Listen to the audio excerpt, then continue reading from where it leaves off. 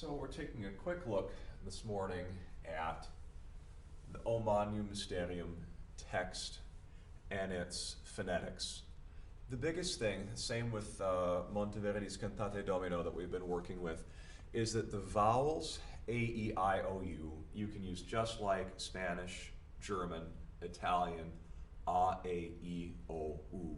So a lot of this, like for Mysterium, I really haven't written out that much because we've had a lot of practice with it. It's just the odd ones that I'm going to model. In the late Latin scheme that we're using here, the GN, that's the same thing as Spanish ñe sound. So that's how I've represented it here. O Magnum. O Magnum Mysterium. And then the next line, if you just go slowly, et admirabile sacramentum. Something like that, you could go back and rewrite in syllables and then practice it back to yourself, like sacramentum. It would also be really helpful, I think, to either write this in your score or get a copy of the PDF and write it down in the score. Sometimes putting something in writing on the page really helps in exactly the phonetic way that makes sense to you. The only thing to watch, our English brains tend to say that as ut, but just like all the other U vowels in here, like the U in dominum and natum, it's an U. So I wrote it out here for you as an U. Ut animalia viderent dominum natum. The next line has a couple of fun ones. J is Y. There's another J that comes up in the next line, so heads up for that.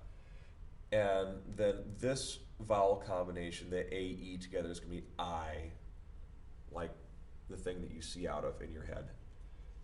So I did that as an I down here. Let's take it syllable by syllable.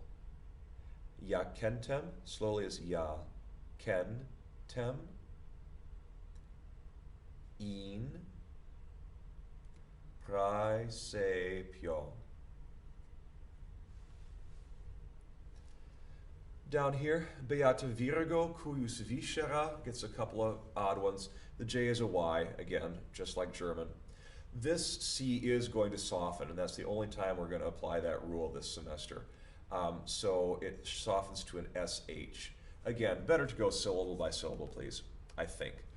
Beata Virgo, then cuius viscera meruerunt. The very last line, the only deal is Christum has a really hard K on it. It's an aspirated K, which means a lot of air comes out with it. Christum, and it makes a nice, the composer uses that to good effect there as we all land on a chord, a giant chord together. Portare Dominum Christum. So just a couple of tips to end up. Go back and to listen to this once more. Have some paper ready so that you can write down. Either print this out or have your score of music so that you can, as you listen, you can write something down. Stop and start the video as often as you need. Run it back as often as you need. So you can say it, you can see it, you can write it down in a way that makes sense to you, and we'll have fun singing it in class.